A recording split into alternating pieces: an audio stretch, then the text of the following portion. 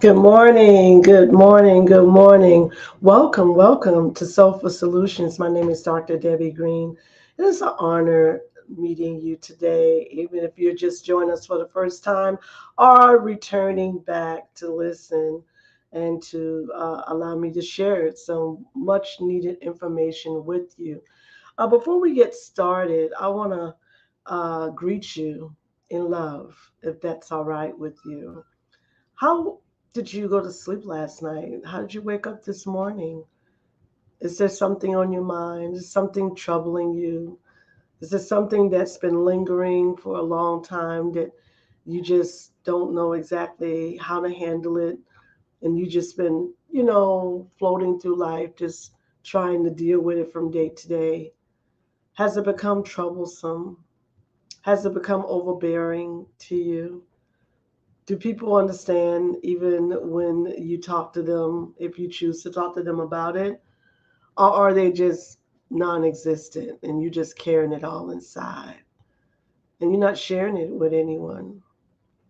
This is a very important questions that I'm asking today. And the reason why I'm asking those questions is because if there is an emotional issue that you're suffering with, you need to talk about it, but most of all, you need to get help. A lot of times we don't often share our pain with others.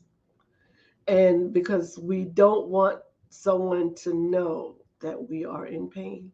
So we put the poker face on, we smile like everything is okay.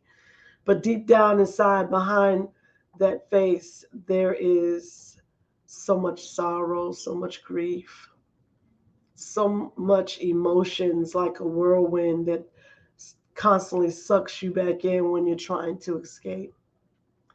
Well, our topic today is just for you if you said yes to any of those questions.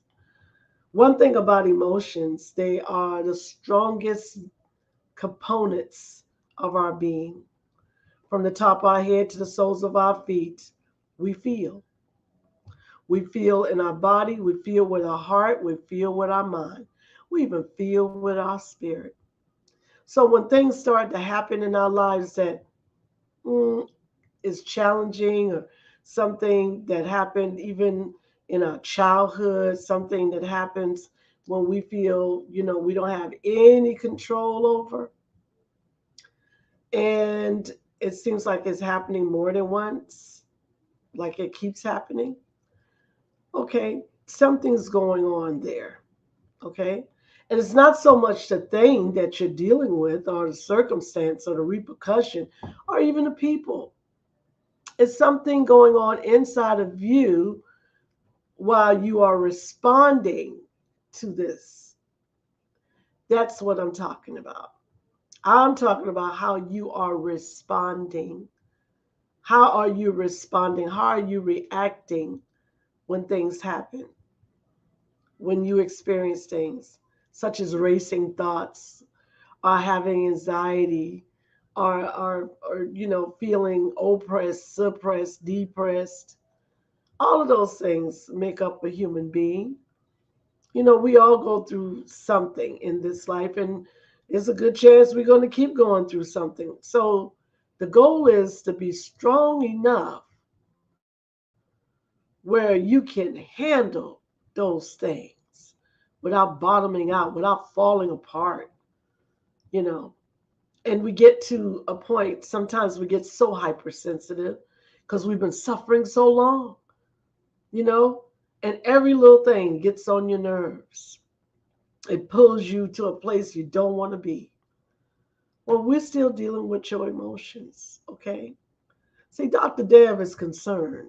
I'm concerned because, what I do every day, I talk to a lot of different people, and they often tell me how they feel deep down inside and how they get stuck in those feelings when they don't know how to come out.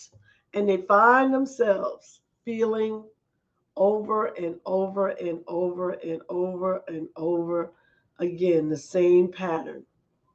Every time something happens, it pulls them back down into that rabbit hole. That's what I'm talking about. Okay, so today's show is talking about emotional addictions.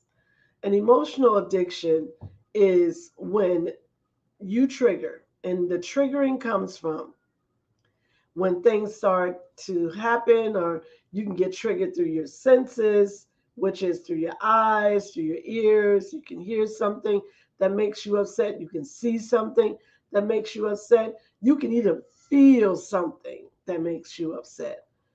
And then here comes the emotional roller coaster. Okay. The emotional roller coaster starts, it's like this. It starts like this, and then it goes high, and then it comes back down. It's like a big wave, you know? And the time and frequency of that wave, it depends on how you've been handling your life, how you've been sorting through things, how you've been filtering life. And you say, what does that mean, Dr. Deb? Well, again, a lot of people hold on to emotions. Things that happen that they don't speak about, they keep it deep down inside. It keeps them where they're not sure how to respond to it. They don't know who to tell it to because they sometimes they get embarrassed because they're feeling a certain type of way, you know? So they don't say nothing. They just make pretend like everything's okay. I call it put it in the suitcase. Okay? We got this thing called the back of our mind, and we always think we got space back there. We'll say, "Oh, I just put it to the back of my mind. Oh, I'm not going to worry about it." Okay. And every time something happens, we say the same thing. "Oh, I'm going to just put it to the back of my mind. I'm not going to worry about it." Okay, well, let me let you know something. Even back there gets full. Okay, it gets full. You ever had a suitcase you're trying to put something in, and you got to sit on it to close it? I compare that to the subconscious mind, and it feels the pressure. So when that subconscious mind gets full, guess where else is going to start leaking out of it? Into the heart, where all the emotions are. It's going to start leaking from the mind to the heart. Now we got a big problem. I see my co-host is in the backstage. I'm gonna go ahead and introduce her. One of my favorite people in the whole wide world. She don't know Well, that. grand rising to all who are listening and watching. Rising people. How are you? I'm fantastic. Awesome, awesome, awesome. I was just explaining to our viewers and listeners that emotions are real. They are so real, and they feel out of control at times. They Yes, do. They will take you on a roller coaster ride, right? So our topic is real critical because it if you can't control emotions, you can't control life. that's true. It's impossible. You can have all the thoughts you want, but those emotions, those where the action comes from. The action comes out of the heart. And a lot of Yeah. times people think the actions come out the mind, but it doesn't. It's the communication between the heart and the Yes. mind, right? If the Yes. mind is over flooded, again, we put it in the back of our mind. We say that a lot of times. Oh, I'm not gonna worry about it. That's that But it's thing, still right? there. But it's still there. It's just like It's if not you gonna. put junk in a closet, it's still there, it's still in your house, and you can stack up Yes, boxes in the closet, stack bags in it, but it's still the junk is still in your house, and pretty soon that closet overflows. So then the stuff starts get put in the corners, and I stack a few boxes there and put a few bags over there, and you just keep stacking up stuff, and you run out of closet space, you run out of drawer space, you run out of corner space because you got all this stuff that you're holding on to, it's still there. And next thing you know, you've got clutter. And it's the same thing happens in your mind. Things you won't deal with. They stack up, they add up, and pretty soon you've got all this clutter of thoughts that you have not dealt with, you have not processed, you have not let go. And Mm. there you go. You've got problems that you have not dealt with. And they don't go away. They affect your environment. They affect you internally, just like the Everything. junk in your house affects you, your physical environment. You can't function, you can't find things, you got junk all over the place. Hey, same thing, you have all these emotions and thoughts that you have not processed, that you keep putting in the back of your mind, but it's still there affecting your mind and affecting your Yes. heart, like you said, because every thought translates into an emotion. Every thought creates an emotion. And Yeah, this it is just does. such an appropriate next step to what we've been talking about all week, how a Hmm. thought will instantly create an emotion, and the emotion instantly creates a vibration in the body and affects you physically. So this whole structure is so connected. So if you can't control your thoughts, and you can't regulate your thoughts, and you can't get rid of the thoughts of things that are bothering you, you're going to eventually, your emotions are always going to be out of whack, and then you'll start making yourself physically sick. And so when the sickness Right. manifests, realize it first started with those thoughts that you thought you put in the back of your mind. Exactly, exactly. And that's why I wanted to talk about the actual process of how that even occurs. Mm. It's not just based upon choice or decision. It's based, I call it emotion erosion. And that's a Ooh, Dr. Deb word. emotion erosion. Like something is erosion, it starts to deteriorate, you know, and Yeah. repetition is the enemy with negative emotions. Okay, what I'm saying is we have these regulators in our brain, the hippocampus, the limbic system, the thalamus, all that stuff there, right? So these are parts of the brain that are supposed to regulate the emotions. You heard what I said, Yeah. supposed to, right? Oh, But yeah. here comes life. Trauma, crisis, disappointment, any of those things tamper with, interrupt that process of regulation. So when it does, it's almost like it could be a fine-tuned working machine, but Mm. then it gets interrupted. And when it gets interrupted, it's because again, we go into these we get triggered. That's what triggers come from, right? When people Yes. say, oh, I got triggered today, somebody said the wrong thing to me and I got upset, you Mm. know. And so we that process, then if we constantly with repetition keep responding to the trigger like that, whether it's dealing with people, places, things, the past, the present, or the future, whatever, we are then building up what is called an emotional repetition cycle. Mm. Emotion repetition cycle. An That emotion. cycle.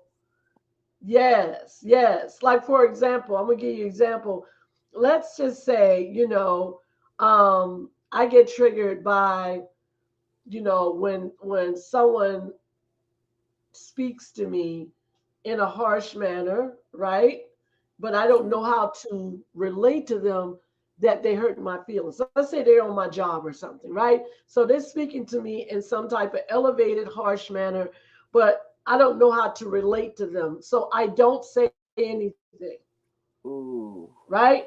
I don't say Hold it anything. back. And then, Yes. yeah. And so every time this happens, you see what I'm saying? I'm swallowing that emotion, Ooh. right? And swallowing those words that I really want to say, excuse me, I think that's wrong that how you're talking to me or inappropriate or whatever, from the onset of that. So if I don't say anything, then I'm building up this erosion that I'm talking about, right? So Yeah. that's another word for immense suppression because this is such a emotional time for you. You got that mild, moderate, and severe emotional time. But this, because it's been building up, the more it builds up, it goes from mild, moderate to severe. Now we're for the sake of a short time, we're gonna deal with just the severity of it. Because the Mm-hmm. mild is like, you get bits and pieces of it, of those feelings, but then at the same time, they don't take on the what they call the damaging effects until you got into the severe stage.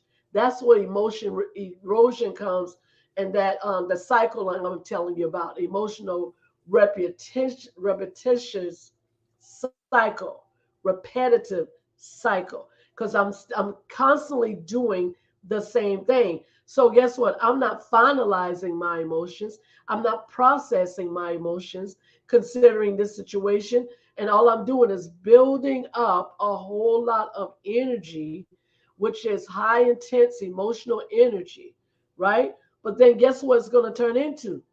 An addiction. Oh. See, this is the biggest problem, right? And what I found out, Naima, with my clients and patients, that they have built up a repetitious emotional cycle unbeknownst to them because they're so used to not speaking up for themselves. Okay, so Wow. one, not speaking up for yourself, but allowing themselves to stay into the passive or passive aggressive mindset. And as these things continue to grow, because that's what they're going to do, they find themselves being addicted to those areas. So when they can break free, guess what? They self sabotage. They don't. So how does that work? What when they suppress what they want to say for a long time, they swallow it, they don't speak up for themselves. Right. What behavior manifests as a result of that? They become, of course, the victim. They go into victim mentality. And Mm, when they can change their lives, they just they don't. They just continue to complain about it, but they don't mm, make any actions towards changing. They just keep complaining. Now, what the other host that was talking about on Monday, Queen Zelda, she was talking about how your words, you see what I'm saying, are your act, the words are your thoughts, because words mm. are thoughts, can Yeah, then, start a cycle of dysfunction, which then begins a cycle of sickness. So because we're yeah, body conscious, that's what I was trying to get on yeah. the show that day. Ooh, I was like, boom, boom, boom, let me get in there. I got to get this. Well, We're body this is conscious. We yes, feel everything before we really think about it. We're body yes. conscious. And we grew up like this. It's a normal thing, right? But as we get older, the problem then comes where again we ain't finalizing nothing, which means okay, we'll see it. Oh, I'm not worried about it. Oh, I'm not worried about it. Okay, so where's all those words that needs to be spoken considering this issue? Oh, just Yes. because you thought because you think they're gonna go poof. Oh yeah, that's right. Poof. It don't exist. Okay. Mm, Words have power. And I'm gonna tell you yes. what type of power they have. They have energy, emotional power. Yes. Energy, emotional power. It's not just a thought. It's a manifestation, correct? Right? So it Absolutely. manifests in the mind again, and then the mind goes to the heart, and then the heart produces the action. So Yes. when people don't do anything, if they don't say anything, it is because again they start self-sabotaging, not unbeknownst to them, because they're stuck in that cycle, which is called an addiction. Oh, I'm just Mm, used to feeling. I ain't sorting nothing. I'm just used to feeling. I ain't talking about nothing. I'm just used to feeling. I'm just used to feeling. One of my patients told me the other day, she said, well, why do I keep doing that? I said, because you built up. You taught yourself. This is what you did. You literally taught yourself how to ignore your own feelings. Wow. You taught yourself this. You say it's better not to feel at all because you don't want to feel the pain. So you ignored the pain. You Yeah. ignored when you got upset. You ignored when you really wanted to say something to somebody that you should have said, because if they keep doing it and they keep doing it and they keep doing it, you just blamed it on them. You didn't say, well, maybe I should say something. No, I'm not going to say them because I don't want to confront them. I don't want to do Mm. this. Okay. So guess what? You ignored yourself again. Do you see what the Yeah. pattern? And when Oh, you get into that pattern, Naima, you literally start building up all of this emotional intensity, and it confuses. The first thing's gonna happen. MCI. You know what MCI? Mind cognitive impairment. You're gonna start feeling a little out of text at times, and it doesn't. When I say out of text, I mean I call it a little bit of mind fog. Okay, now explain what are the words MCI stand for? MCI, mild cognitive impairment. Mild cognitive impairment.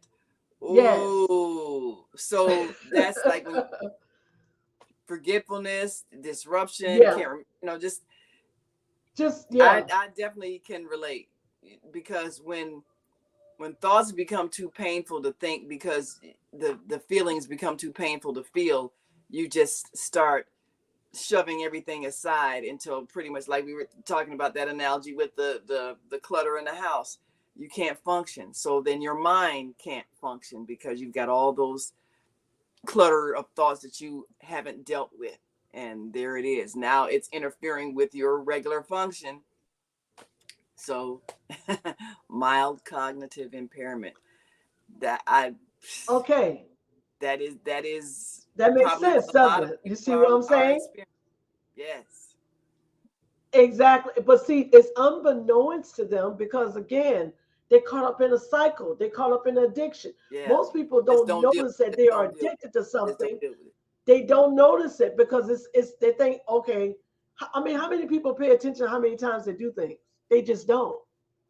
They just They, do it they, they automatically. don't until it becomes a severe interaction. Like something has to happen that puts them in a very what they call very uncomfortable feeling before they Mm-hmm. literally start saying, oh well, maybe this is the wrong thing, maybe I should change this, maybe I should change that. But Mm-hmm. otherwise they just keep again, they keep Keeping. doing the same things over and over again because it's Yes. a repetitive cycle. That's Yeah. what addictions are, right? Addictions are repetitive cycles. I mean, people have addictions to drugs, alcohol, sex, gambling, shopping, people addiction. It is such a thing, right? So all of these things come with cycles. People even have past thought addictions. Can you So imagine I got that? a I'm question. addicted to my past. I have a question. I was talking to a group of people the other day, and you mentioned that in that victim mentality, and I Yes. noticed that every conversation they would somehow bring it back into how other folks were mistreating them, and you got to look out for these people. They always got it in for you, and you can't trust these people, and they were stuck on their distrust and blame of everybody. Okay, I got laid off from a job. Well, these people, they're prejudiced against me. They discriminate against me. Well, I got a traffic ticket. Well, these people are always trying to cause me problems, stopping me for no reason. Well, in the grocery store, the lady, accidentally overcharged me for something. All these people are always trying to cheat you. I mean, it's just everything, every conversation. It was some negative encounter and that victimhood, like everybody's out to get me kind of a thing. And I'm listening to that, and that it literally brought me down. I was feeling I felt the depression in my own body as they spoke, because Mm, like everything that we talked about, they had a negative story that reflected yeah. how everybody's out to hurt them, and you Mm. can't trust people. And I don't even want to stop and get gas anymore. All these young people out here carjacking you. I'm like, it's your whole life is based on fear, distrust, victimhood. How are you surviving? How are you living? So I was noticing the pattern of thought, and how every experience in their life was so miserable because of how Right. they saw everything. How does a person realize that they have descended into that pattern, that habit, that addiction of always seeing everything negative, and therefore creating the very thing that they keep complaining about? How does a person recognize that in themselves? Well, that's the thing about it. They don't. And Mm, you go, okay, mild cognitive impairment, and that's what you just described is a pure example of how somebody's living an emotional life. Whoever mm, that is stuck in their emotions. They're not. Think about it. If I'm in a logical area of my frontal lobe, okay, the frontal lobe has your logic, reason, and rationale, right? So yeah. if I'm thinking logically, if I'm thinking, I'm not gonna think that everybody's trying to get me, everybody's trying to kill. No, that's when you go and she's or he is going into what is called paranoia. They're paranoid. Mm, That's paranoia. If that's all they think about, and every time you talk to them, they always got a negative, yeah. they're paranoid. So they're going into a cognitive, not just dysfunction, but we got to be really careful right there. They may be dealing with some other things that you may not know about. You see what I'm saying? Because paranoia goes into some real diver areas in psychosis, and Mm, people usually have those things when or those thought patterns when they are having again some cognitive dysfunction, and they may not be aware of those cognitive dysfunctions. Because think mm. about it, normally, yes, it's a lot of things that's going on in the world, but you're not going to always think somebody's attacking you or somebody's that you're not safe. That's So paranoia. then what is the impact of, I guess you call it, group mind? So as this person was talking, it seemed like everybody, it was four of us standing there having this conversation, and as they spoke, the other two people, it's like they're co-signing, oh yeah, because it's happened to me too, and blah blah blah blah. So it's like everybody was bringing up their negative life experience to the point where it seemed like everything in their lives was negative, pointing to how, oh, we're victims, how these people are out to get us, and life is not safe.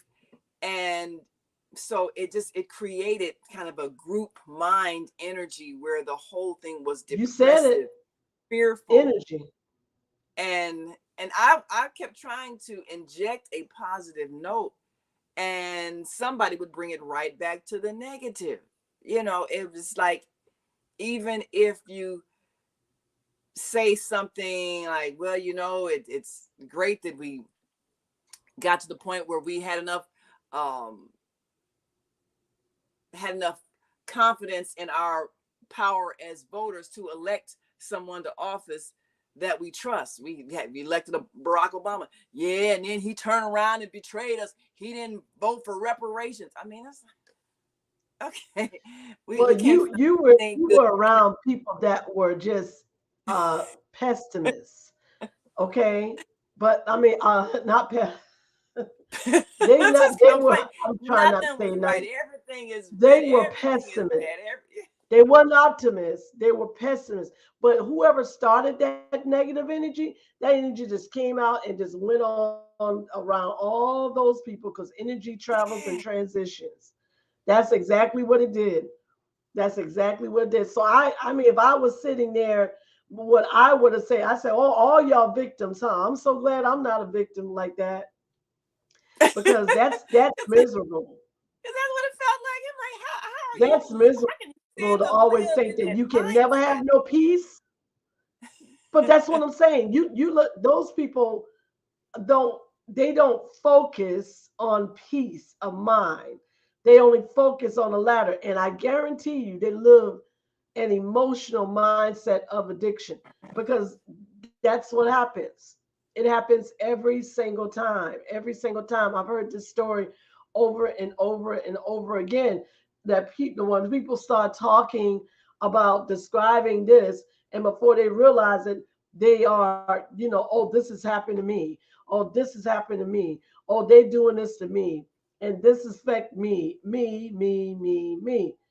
Mm. and I just, with me, I'm saying I just interrupt that process.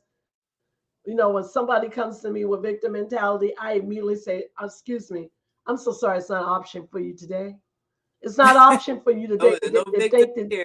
No. I said, because you are putting yourself in a rabbit hole, whether you realize it or not. And you can't have any peace if you always think something's happening to you around you. So who's creating the chaos? Is it you or the Yeah. world? You know what I mean? So it's one of those things that unconsciously people are not aware of. And it's sad, Naomi, that they're not, but consciously they need to be aware of it because you're spewing out all of that energy out of your being. Whoever's sitting next to you, if they ain't strong enough to subdue it, it's going to catch fire. Okay? And Yeah. that's exactly what it did in that room. Yeah. It And caught fire and and it I just could went feel, all around everybody. Ooh, but I I'm could so glad you literally knew. feel the depression of that Yes, conversation physically. I mean, I left that group kind of down, and I'm like, because these it's people that's how affected my, strong the my energy body. is. Yes, Yes. ma'am. Wow. Well, we got to take a break. That's how And strong the energy is. Unfortunately, that's yes. how strong it is. That's why I Yeah. really wanted to talk about that because that emotional roller coaster right there. When again, and those are, and the thing about this is that's one of the outcomes of behavior with emotion erosion because that's what happens. You just get triggered by everything, Everything. and nothing gets finalized. You just start complaining over and over again. Yeah. You know, if you ever been around a person that has addiction, they always complain about something wrong. Very seldom you ain't gonna see a happy addicted person. Mm. When do you see All a happy addicted person? You won't right. see it. Even if they're in the closet, they gonna still find something wrong. Something will be wrong. Wow. Something will always be wrong. We got to take a quick break. If you're listening to this conversation and you hear yourself being described, you might want to think about where the origins of this happened Yes. in your life that caused you to keep going down that negative road. You can come back, but you got to realize you're on the wrong road. Just like when you take a wrong turn, you got to get off at the next exit and turn around and come back. You might need to do that with your life. If you're that negative person where everything is always wrong, Mm.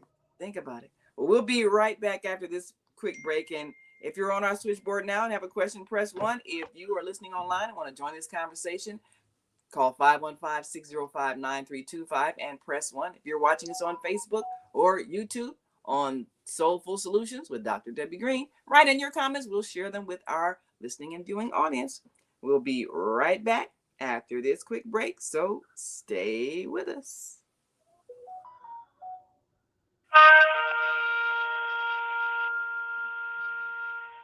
I'm Beata, your holistic life coach. These days, it's more important than ever to work on your physical, mental, emotional, and spiritual health. Are you consciously breathing deeply in stressful moments? Do you have a plan or daily routine to maintain balance in your awesome body? Are you struggling to be disciplined in your eating habits? When you partner with me, I'll help you develop a personalized health plan that works for your particular lifestyle. You can find out more about me at yourholisticlifecoach.com, where you can also review my 3-step protocol to guide you to abundant health. That's yourholisticlifecoach.com, and I'm Beata.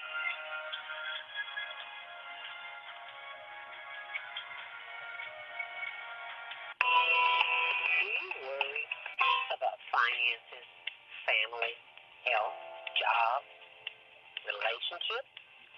Are you in pain? Do you feel stuck? If you answered yes to any of these questions, help is available. Don't worry, you're not alone. It's part of the human process. You only feel this way because you haven't mastered the voices in your head. No hype, just down to earth, solid, workable tools and techniques that you can practice daily. It's really food for the soul. Whether you want to learn how not to worry about anything, reverse type 2 diabetes, publish a book, promote your product or service, or just make extra money. To take advantage of the deal of the day, go to zeldaspeaks.com or call 312-409-6619. Mention promo code The Female Solution and get free shipping. That's zeldaspeaks.com or 312-409-6619. Stop worrying today. Visit zeldaspeaks.com.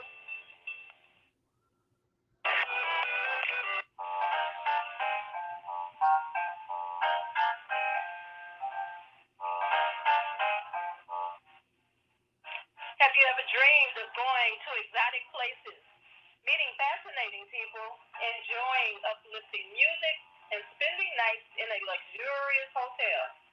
Do you look forward to a relaxing vacation where you can walk along the beach or sit in a quiet park and enjoy the sunset or sunrise? Whether you're flying around the world or driving across the country, we will share travel tips that will help you stay safe while you enjoy the journey.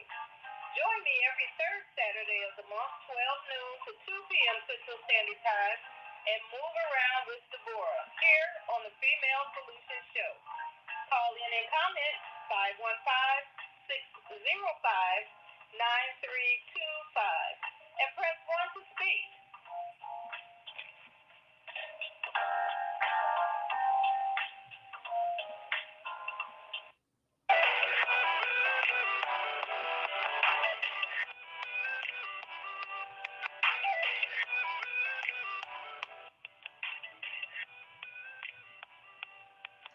All right, all right. Welcome back to Soulful Solutions. My name is Dr. Debbie Green with my wonderful co-host Naima Latif, our executive producer of the Female Solution. And if you're just joining us, we are actually talking about a really a wonderful topic, but most needed to understand is do you suffer with emotional addictions in life? That's a question most people don't ask. Am I addicted to my emotions? Every time they happen to me, am I addicted to them? But most of all, am I sorting them out? Am I, processing them mentally?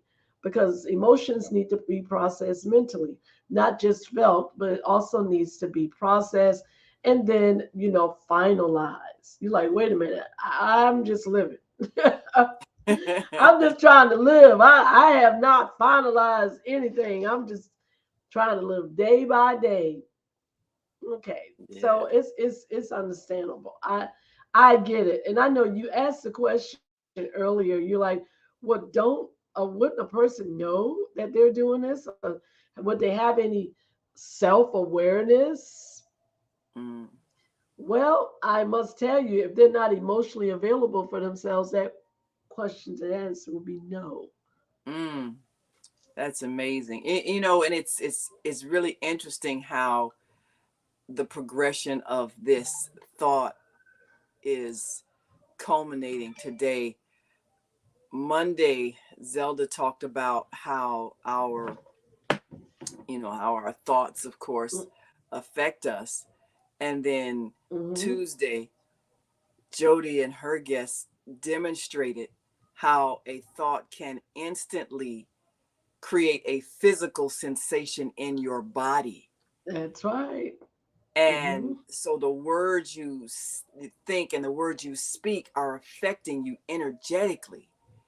And then yesterday we talked about how are you speaking to your children. So you're actually creating that pattern by making them feel bad by the things that you say to them. You set them on this path of negative thinking, negative self-talk. And and the interesting thing, I was watching a YouTube video about how our bodies manifest the energy that we put into it by the emotions created by our thoughts. So Right. you mentioned people not speaking up for themselves. Cancer is repressed anger. So if you are Right. constantly swallowing the words you want to say to somebody, or you don't speak up for yourself, it manifests as throat cancer. And I was really fascinated in watching this because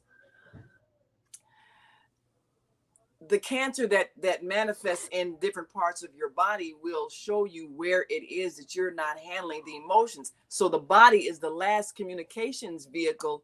If, like you say, they're not aware that they're doing this, they're not tuned into the feelings that they're getting from these thoughts that are creating these emotions, and they're still not connecting that they're creating this negative energy.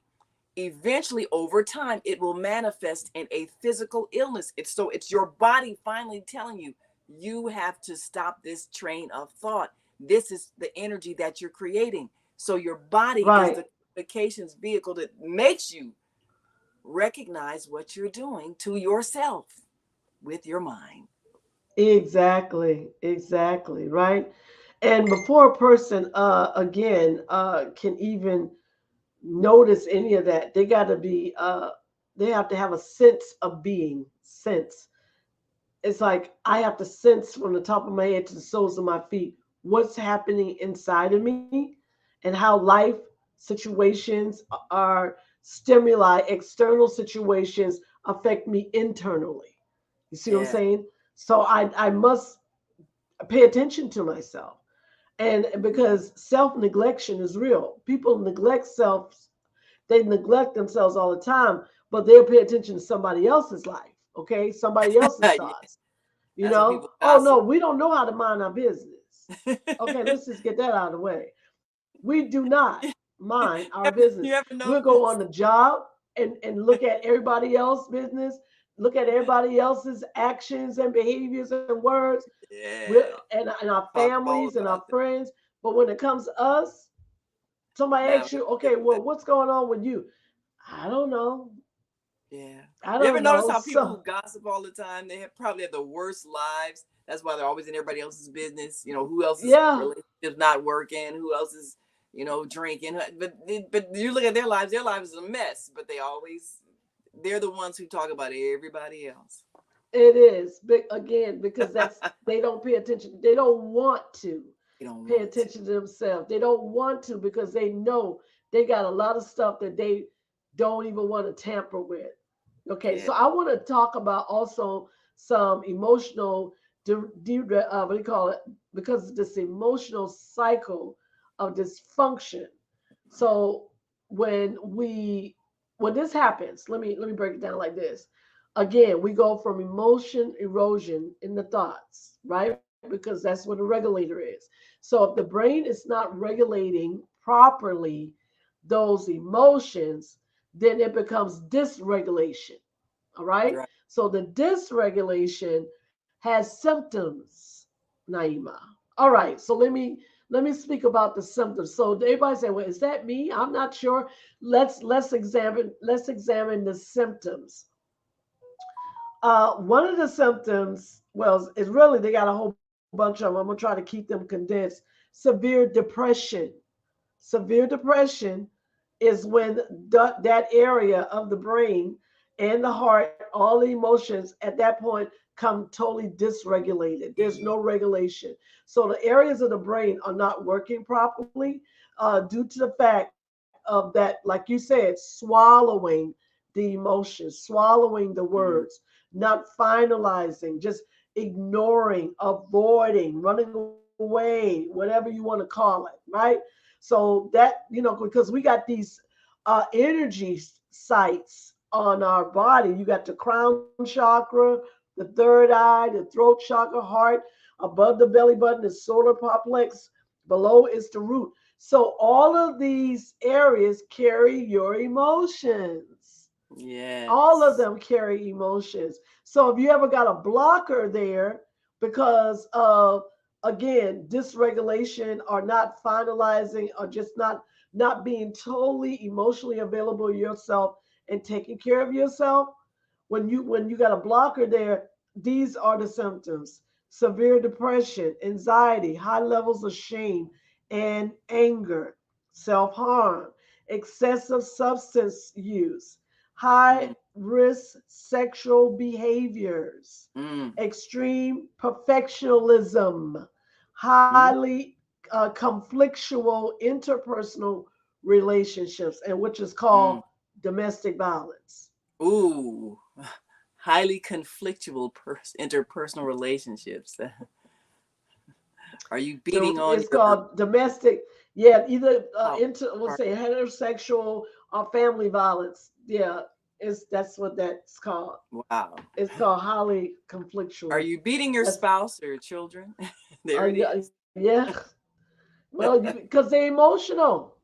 You're too Yeah. emotional. Now, I want, for the sake of understanding, how we can actually do some repair. I mean, it's a short time that I can talk about this, but at least I can literally start them off on a journey of what they call healings, emotional healing. Mhm.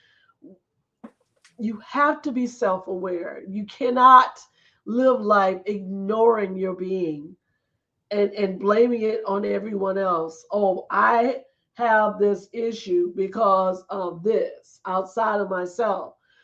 We cannot no longer be the victim of past or even present conditions, because the future has not come, but some people are victim of the future because they Yeah. start worrying about oh, what's That's going to wor- happen. They start creating stuff that's going to happen, right? worry is So living they in the future. become victims of the future virtually in their mind. Okay, what Mm, am I doing?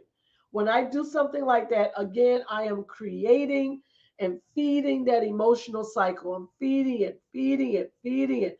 And use anything done with repetition, again, will become an addiction. mm, Addiction. So we got healthy addictions and unhealthy addiction. You see what I'm saying? Healthy addictions are, oh, I'm going to be careful. I got to make sure I watch what I eat. I got to make sure I exercise to a certain degree. You know what I'm saying? I'm really careful. You are doing things that benefit the being, that yes. keep the being productive, keeps it what they call active positive, right? But if I'm doing the total opposite, active negative, then what I'm doing is I'm totally stuck in some type of rut because Mm, I'm spinning. That's how the cycles are occurring. I'm spinning in circles, but I ain't coming out, and I'm wow. creating something. Does that make sense? So I've created this thing for years and years and years. Now I'm comfortable with it. I'm comfortable with people hurting me. I'm comfortable. Mm, I'm comfortable with not speaking up for myself. I'm comfortable with complaining constantly about life and not changing anything. I'm mm, comfortable in it.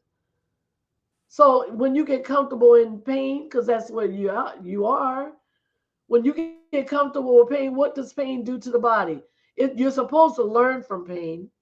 Pain is yes. supposed to be an experience that you learn from, but not continuing. To And I live. told him, I said, stop hoarding pain. What you hoarding pain for? Don't worry, some more Ooh, is coming. hoarding pain. You Wow. hoarding pain in your Wow. mind, your heart, your spirit. I said, leave, get rid of it. You got some pain down the road. Trust me. Mm, Something is always coming in life that's going to cause discomfort. So mm-hmm, clean your house, clean your mm-hmm. mind, clean your spirit, clean it, remove it. Like you said, let things go. We struggle with not letting things go. We struggle with that, right? So then we get addicted to unhappiness. Look at that. Oh, Because we're addicted to our yeah. emotions. And our emotions, if they're not, if they causing us discomfort and we're addicted to it, we're addicted to unhappiness. Mm. I think I remember us saying that depression is living in the past, worry is living in the future. But if you Uh-huh. remain in the now, you can be at peace. Yes, yes. And control your actions. that throat chakra right there, if it's blocked, you will not advocate for yourself if somebody paid you. Mm. Now I have You seen would people. just, have you seen something like that before? I saw well, actually, an associate of mine that lost a job. They were fired unjustly, um, and uh, wouldn't go to upper ownership. They were treated badly by a manager. They wouldn't go to upper management or the owners and lay out their case, even though they had a good case. They said, oh, forget about it. I just want to leave them behind. I don't want to deal with it. They wouldn't file for unemployment, even though you're supposed to get that if you worked a long time, because they worked several years for this company. And and they just, no, I'm not going to deal with that. And and then kind of fell into a depression. And my thought was, why didn't you fight for yourself? First of all, why didn't you challenge this person that you felt like this manager had mistreated you? And then why didn't you go to the owners and say, look, this person has you know been unfair to me for a number, and I think it's personal, and state your case in terms of your work record and all that. And then why didn't you file for the money that's due you, that you're supposed to get if a job is ended, because it's rightfully yours? It's like not standing up for themselves. And what creates that pattern when a person won't fight for themselves, won't speak for themselves? Is it something that is conditioned in childhood, where either they're made to feel like, oh, it's futile because no one listens to me anyway? I mean, what creates that pattern where a person will not stand up for themselves as if they are worthy of right treatment? Well, a couple of things are there, as well as, again, you know, conflict resolution. They may not have a problem solving mindset. They are very uncomfortable with conflicting issues that's causing confrontations.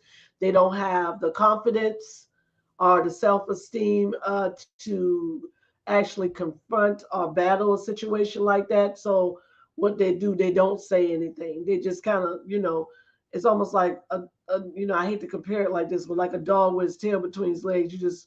You get screamed at, you just kind of move on, about Yeah, your business. And so the person that's doing the screaming, they're not going to stop. They're going to keep doing it because they got power over you.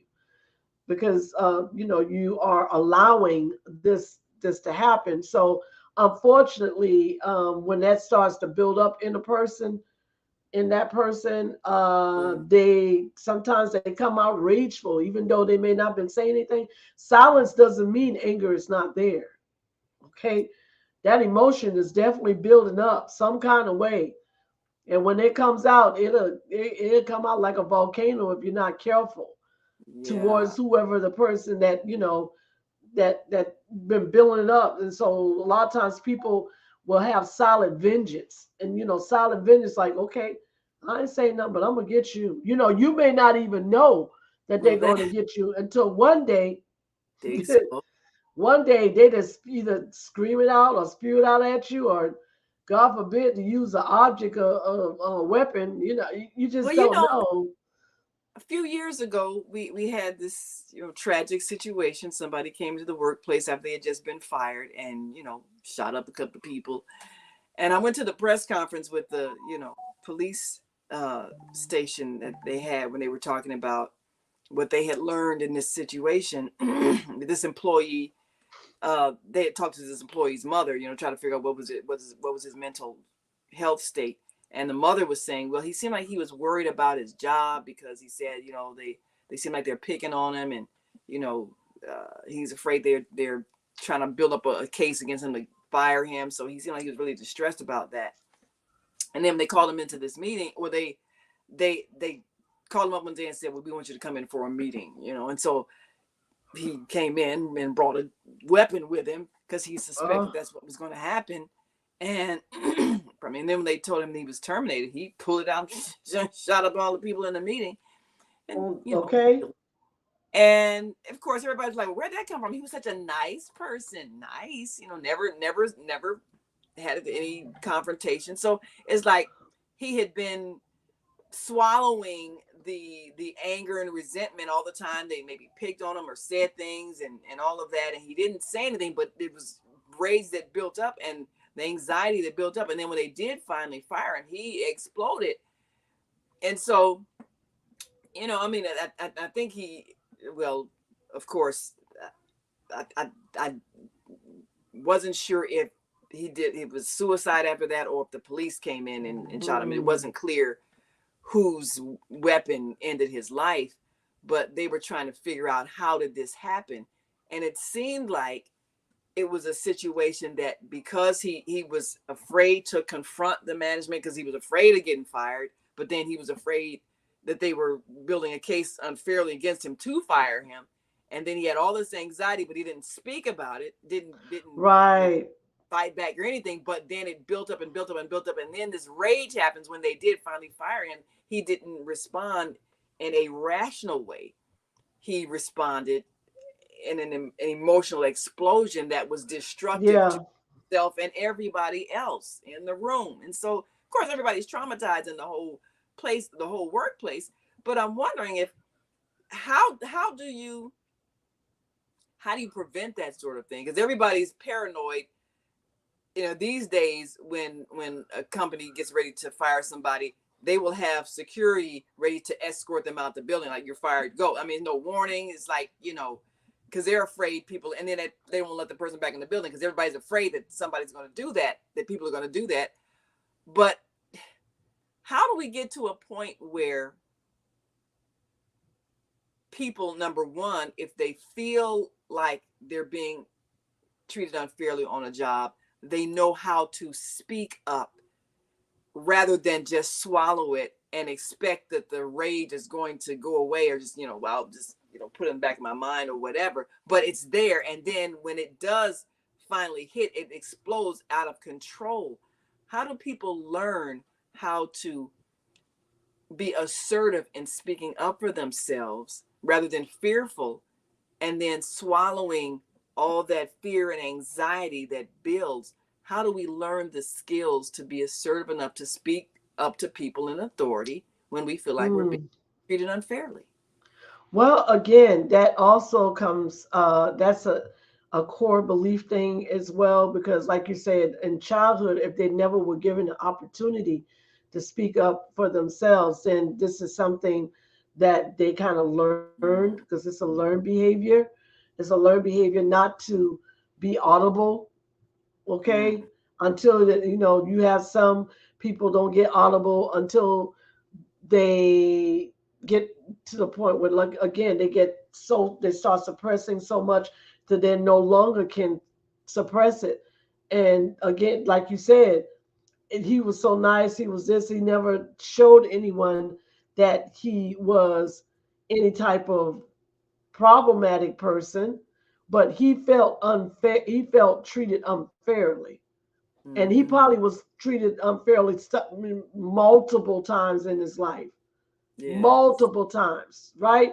So here comes that last on the molehill type of thing, and that's Mm-hmm. it.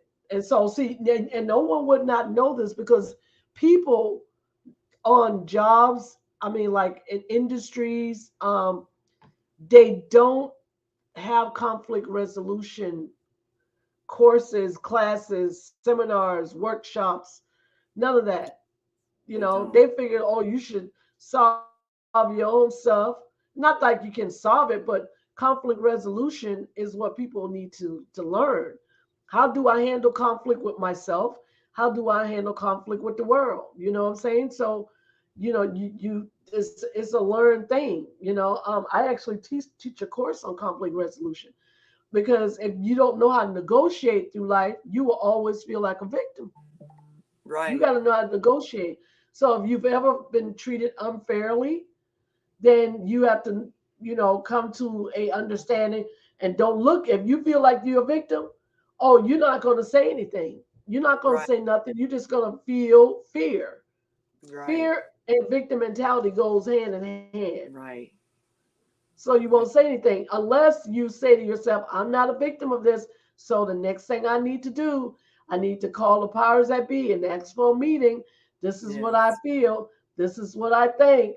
And I just need to let you know that, and don't come in there, oh, they did this to me. And they know this is the situation. And I think that we need to look at this because it's problematic.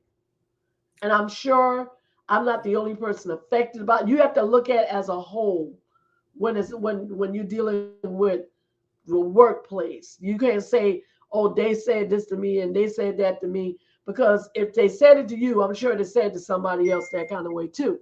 So you Yeah, look at the issue and not as feeling like you being attacked. That's how you can get in the workplace. But people don't know those skills, Naima. that's the So thing. they just hold, they don't know those Feel. skills.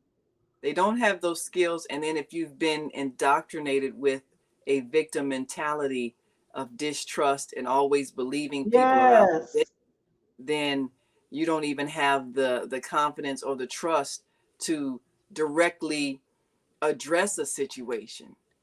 And right, I believe again, this pattern of thought is created in childhood. If you had parents who believe, look, you shut up and do as you're told, then there's that feeling of helplessness where even if I try to speak up, I get punished for saying something. So I learn early not to speak up for myself, or there'll be punishing consequences to that. So right.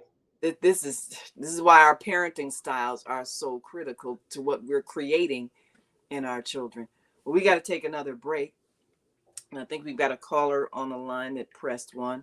And if you are listening online and want to join this conversation, we've got a question for Dr. Debbie. We want you to call in 515-605-9325 and press 1 so that we can hear your thoughts and help you get to that next level of understanding. We'll be right Yes. after this quick break, so stay with us. We have an opportunity to transform the whole global society in the next 50 years. 50 years from now, the earth will be populated by a new generation of adults, many of whom are yet unborn. Our mission is to nurture them in childhood with love, guidance, and protection, and to raise them in healthy, happy families. If we impart values of compassion, generosity, and respect for fellow human beings in the next generation of children, they will create a world where people can live together in peace. This is our goal. Be a part of the transformation. Get your copy of the book, The Female Solution. Go to www.naimalatif.com. That's www.naimalatif.com.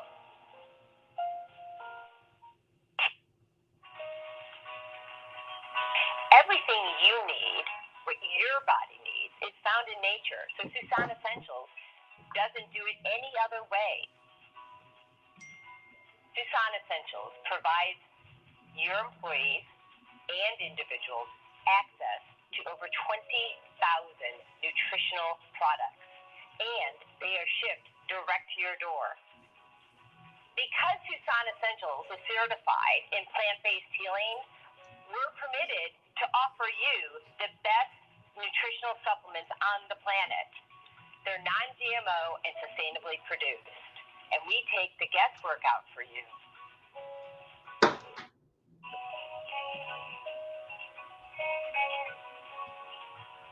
Hi, this is John Alexander. And I'm Naima Latif.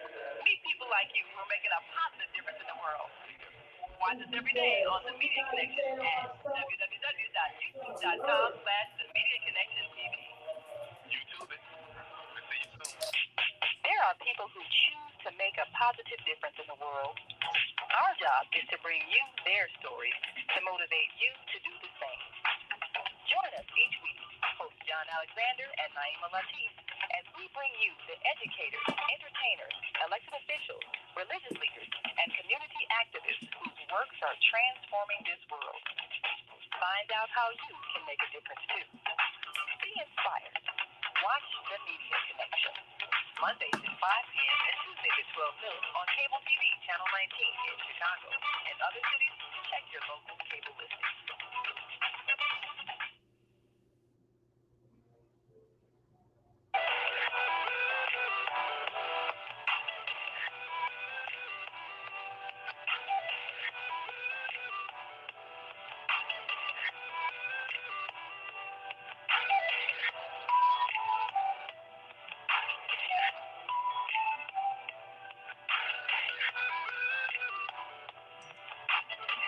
Do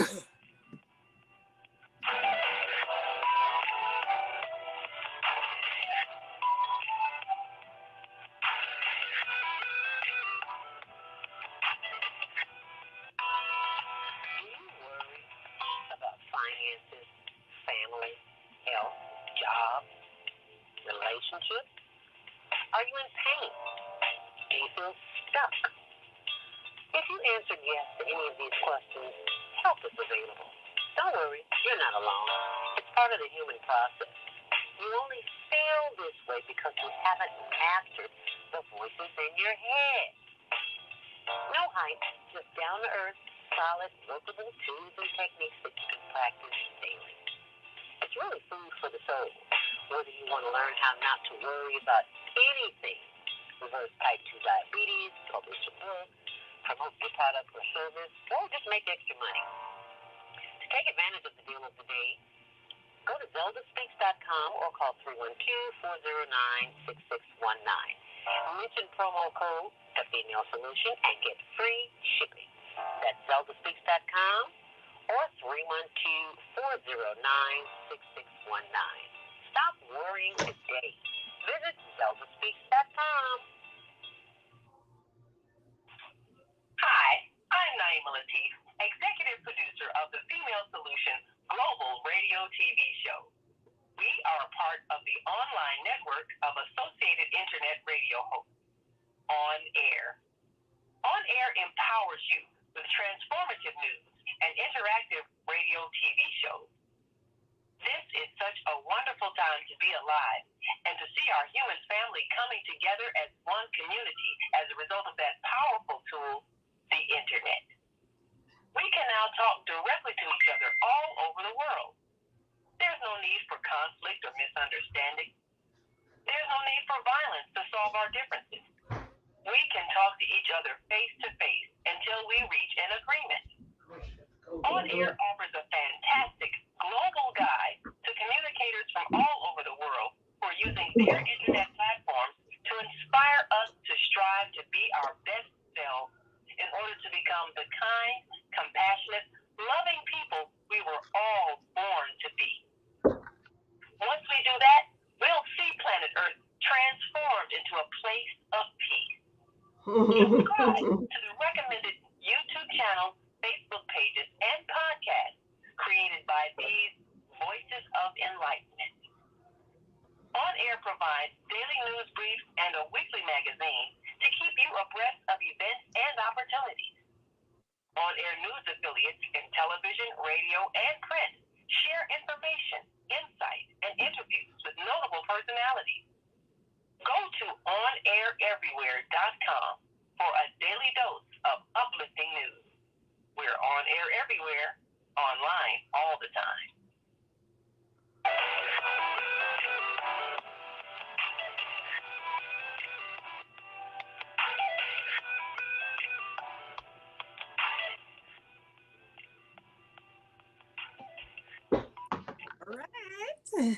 All right. All right, all right. Welcome back. Welcome back. My name is Dr. Debbie Green, and this is Soulful Solution with my wonderful co-host, Naima Latif, our executive producer of the Female Solution. And again, if you're just joining us, we're talking about emotional addiction, being having these areas of emotional deregulation and causing a lot of chaos in your life and hopefully not sickness because that's the end result.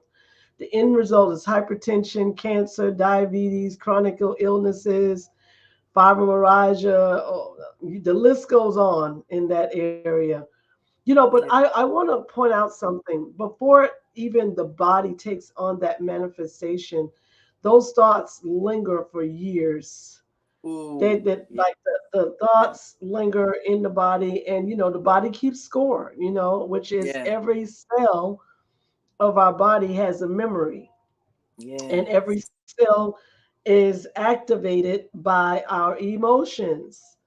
It's the yes, thoughts, but then it's the emotions are the energy source, yes, and which is truly miraculous how we have been hardwired, as I call it. We've been hardwired. So we have to be careful what we repeat. Whatever persists will continue, yeah, and it's a persistent type of thing. So again, I want to offer some suggestions if anyone out there is suffering with any of those symptoms, such as deregulation, having issues with conflicts, not being able to confront, not feeling comfortable to really talk about what you think or what you feel, struggling with this, I call it, with an area where I'm not good enough.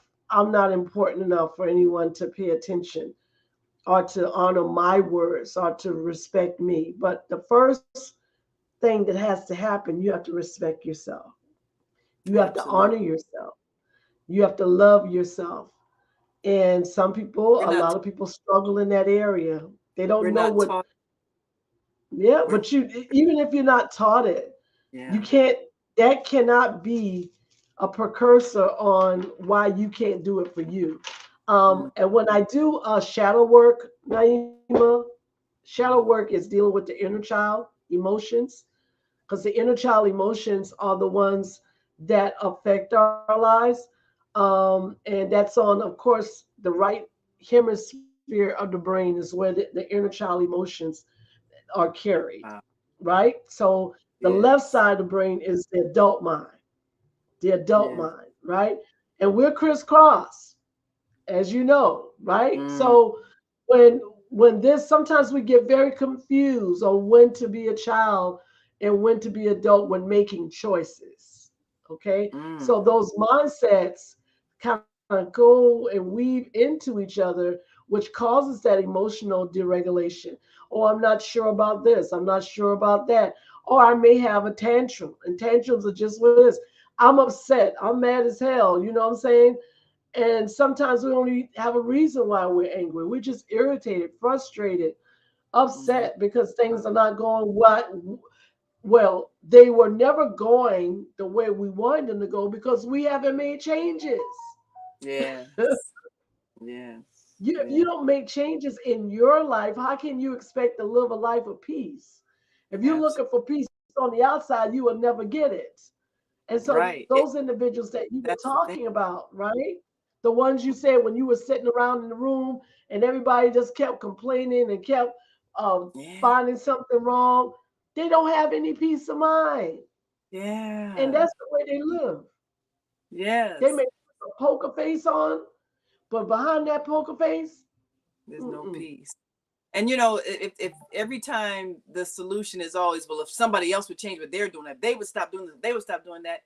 Anytime you do that as a solution to your problem, you're never going to solve your problem because you can't change what other people do. You can't affect what somebody else's chooses to do. You can only affect your own thoughts, your own emotions, your own behaviors. But if the answer to your problem is for somebody else to change their behavior, and then you constantly are mad because they're not changing themselves, well, you're asking to be always upset and angry because you can't change anybody but yourself. And most of the time, if we change our attitude about things or even our thoughts about things, the thought that Mhm. someone said this to hurt my feelings, because that's what triggers the emotions. They said this to hurt my feelings. My feelings are hurt because they don't value me. I'm not worth being valued. I mean, you get that whole line of thinking and emotional expression creating the energy in your body when if you had just confronted the person and said, well, you know, when you said this thing that hurt my feelings, and then they might say, oh, I didn't mean to hurt your feelings. I was just, you know, expressing a thought. I'm sorry. I didn't know that. I didn't know that you heard it that way. That's not what I meant. Yeah. I mean, just but like you say, a pattern of that, where you Right. had all this life happening in your mind, all of these things in your mind, all these accusations of their intentions in your mind, and you're feeling the effects of all these things, and it's all in your own mind. And that's Right. the hardest thing for people to accept, because like you say, they get addicted to the emotion of victimhood and Yeah. blame, and they can't let it go. Right. It's easier though. Let me tell you why they don't let it go. It's easier to say somebody else's did it to me than me doing it to myself. That's why people do it in the first place. It's called scapegoating. Mm, yeah, making I can somebody I'm else. gonna I'm gonna blame you. Let me blame you. Yeah, you said it. You made me do this. You did it. So you're what they're saying, if they but they'll know they really don't know that they're saying this person has power over their thoughts, over their words, over their actions. If they really cognitively understood what they were doing, they would stop doing it. But they Mm, don't because it's easier. Because guess what? I don't have to have the responsibility I have to to take sort it out. responsibility. I don't have Right. to have it. That's No, it. no. So I might as well go ahead and put it on you.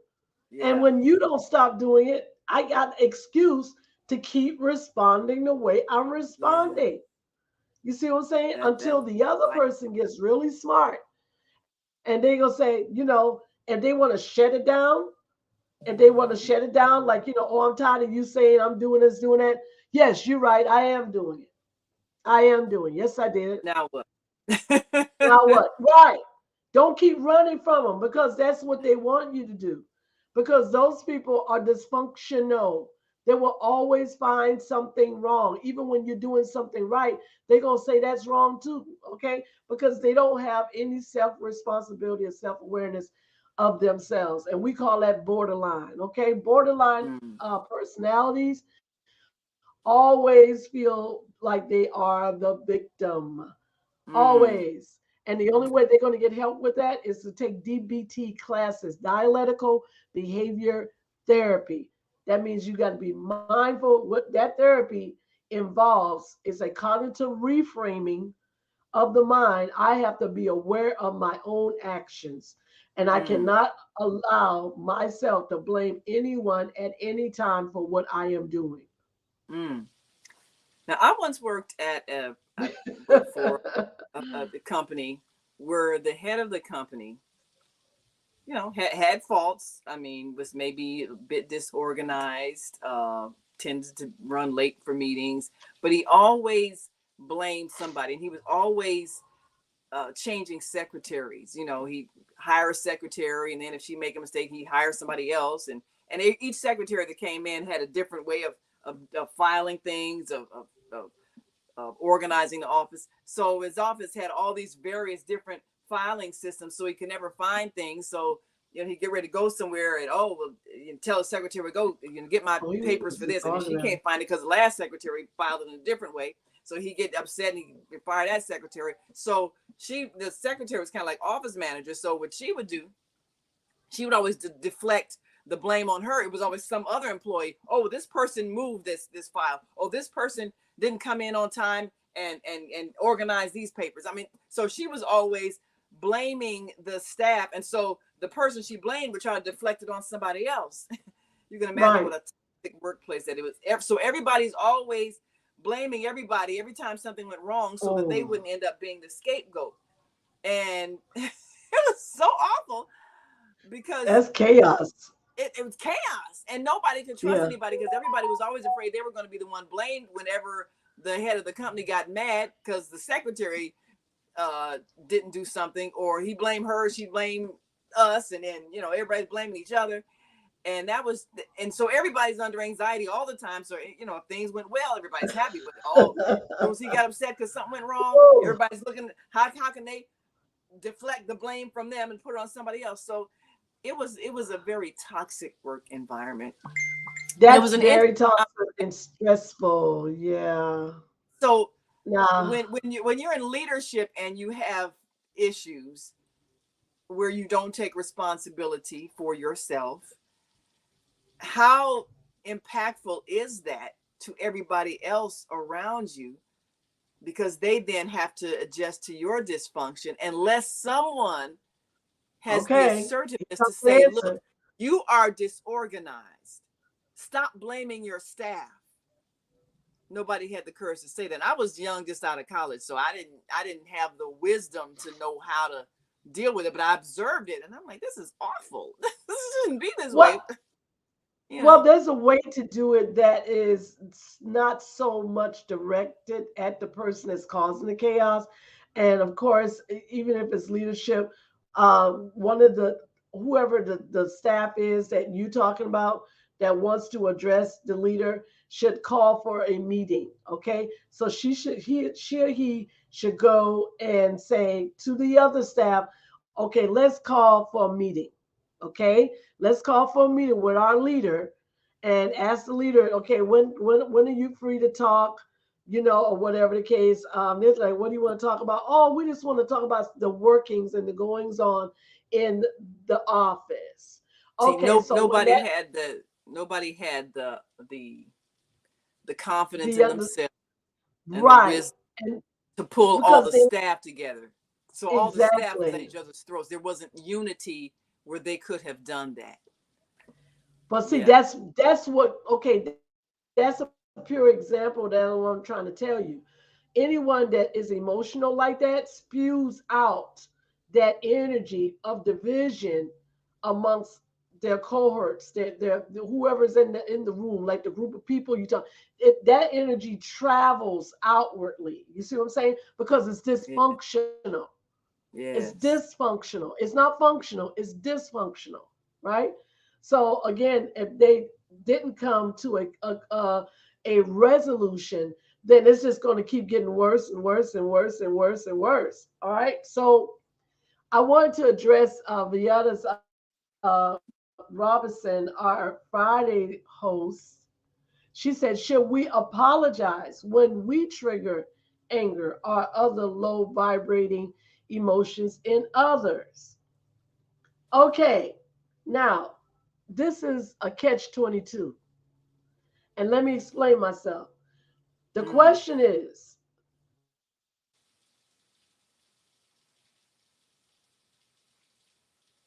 Oh, you froze. Well, when you think about apologizing, you're apologizing for what's in someone else's mind, which you don't control.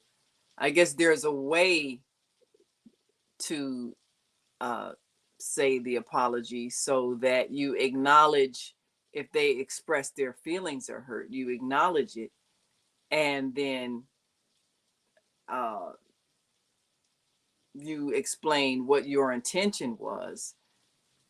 But I've seen situations where people are apologizing all the time and they didn't do anything, but they're all, oh, I'm sorry. Oh, I'm sorry. Oh, I apologize. And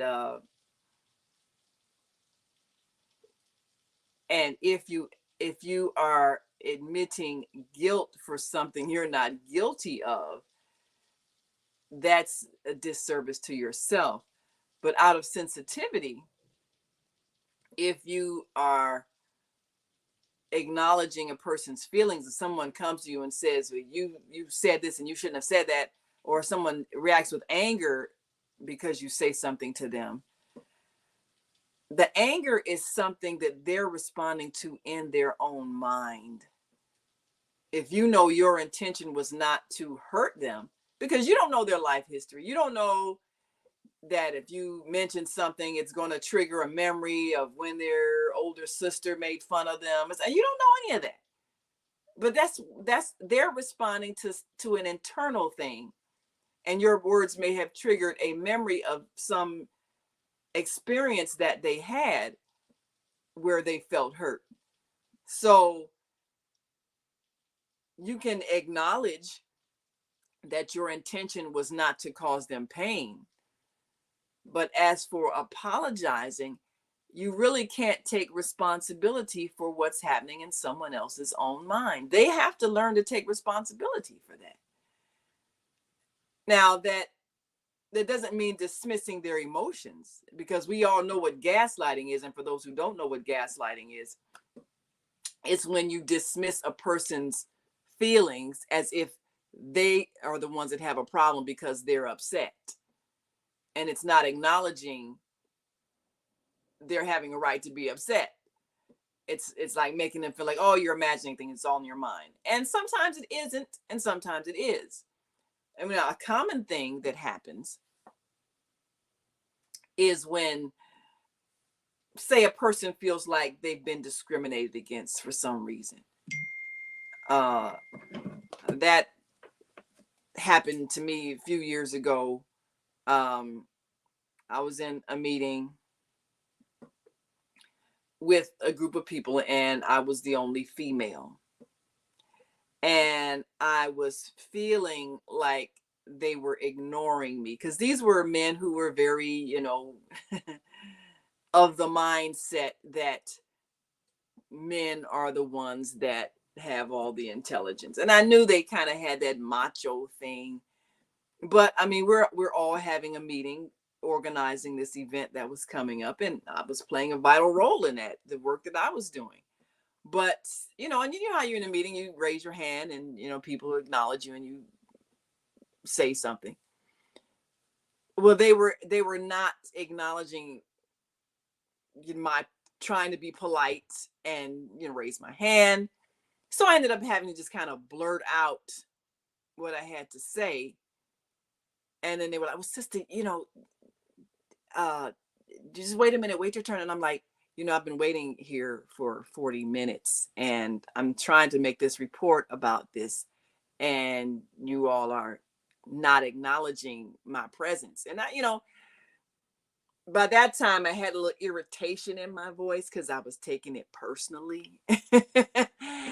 and they were, oh, well, sister, we're not ignoring you. I mean, there are many people here. We need to get everybody's point of view. I mean, they were kind of not acknowledging that for nearly an hour of the meeting, the rest of the men at the table were acknowledged and I was not. And the response was like, you're imagining that we're ignoring you. But I'm seeing that we've had nearly an hour of conversation and everybody else was given plenty of time to talk and acknowledge whenever they raise their hand to speak. And I'm, steadily raising my hand, oh, excuse me. And then just choosing to, so I was, by the time I said what I said, the calm tone was not in my voice the way I would have liked it to be. But I was trying to not have that angry black woman thing. But I was feeling that the ignoring was deliberate. And so sometimes what you're feeling isn't your imagination, but sometimes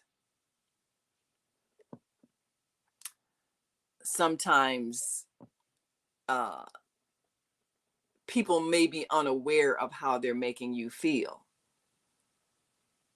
And I think because this particular group of men were not accustomed to women having input in their meetings, they were accustomed to women just being there to, serve the coffee. I'm sorry, they got that real old male chauvinistic thing happening, but that's how they thought. So they, I don't think, were aware of the impact of them choosing to overlook me because that's how they had just been used to operating. So in those situations where someone has maybe become angry at something you said or did, should you apologize if the hurt was not intentional? Well, you do need to acknowledge how they say you made them feel. because their feelings are valid, even if what you did was in total innocence. But definitely, it's important to state your intention if you really were not trying to cause pain. We've got a couple of callers here. I'm going to take your calls. 312-882 Grand Rising. Introduce yourself to our listening and viewing audience and give us your question or comment. Dr. Debbie had a little bit of a connection issue, but she'll be right back. So you go right ahead and speak.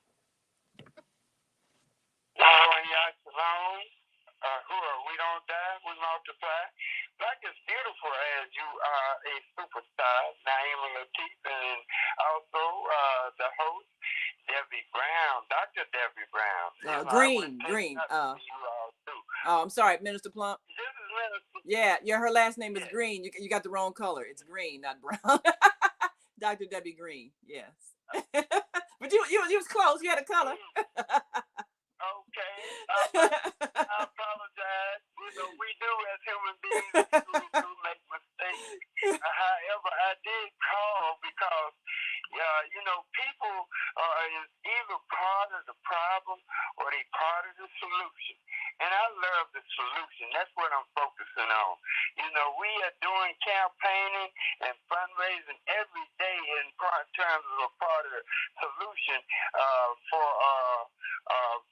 promoting freedom, justice, equality, and economics. We got these here superstar T-shirts. Black Love Matters too. This is a part of our solution. We appreciate that, Minister Plump. We must hold ourselves accountable. Absolutely. We have to hold each other accountable. So, Minister Plump, I'm glad that you do positive things and are always very uplifting. Because, some people, they can't find anything good happening. And one thing that I will say, you always call with positive news, positive activities, positive solutions. And that's so uplifting. And I do want to thank you for that. We need more of that. We need more positive action. Honorable Marcus LaSalle Garvey birthday. Red, black, and green all the way. Yes, well, we appreciate that. For our conditions in the community, and we reaching out to everybody to support us in our efforts as we exercise change. Well, that's the one thing in that's life important. That what we're doing now with the Harold Washington Foundation, which is a music way of life, and Black history, Black culture, and Black music. We appreciate that. That's what I say. You're always doing something positive. We got to take another call, Minister Plump. But I do want to say thank you for sharing that. We got a couple more callers on the line we want to get to. But thank you so much for all your positive energy and positive work that you do, because that does make a difference. Area code 872-731. You're on the line. And after that, we'll go to 312-336-366. I'm sorry. And anybody else on the switchboard, please press 1 so you can have enough time to speak. 872-731. Give us your name, where you're calling from, and your comments. Rashida Ali, Chicago. Yes, ma'am. Grand Rising. Assalamu alaikum. Grand Rising. How are you? I was sitting here thinking about, what you're talking about, emotions and stuff. So people need negative emotions, I think, to move through difficulties and respond to them. Most frequently, emotions we have, it's one of the most frequent emotions that we have is a negative. A negative emotion is, get us in trouble. Too much trouble, because of excessive worry about things. And then emotions, are not really related to what's happening now. People are emotionally well when they have fewer negative emotions, in my opinion. And research has found a link between upbeat mental state and improved health. And that includes low